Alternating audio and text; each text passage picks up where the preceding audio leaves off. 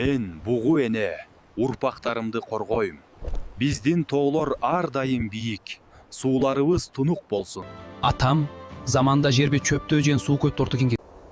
Энесай, сенде жаккын жаркын өзүң азап барбы?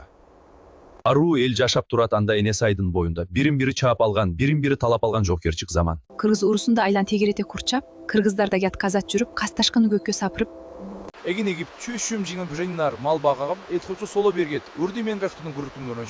Мен сага бир жомок айтам.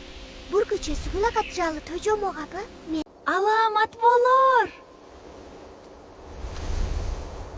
акыры ошол куштун айтканы келип, кыргыздардын башына каран түн түштү. Сайдын боюн бойлотут, жердин мизенен эрточ чупчук. Эне болгу меккеси мен Ал күнүгү кыруусу аза күтүп, эл атасы журт бешчиги Саңколдун сөөгү жерген жаткан. Эл анткени баатырдын сөөгүн алып өтүп баратканда асаба тууну убат. бул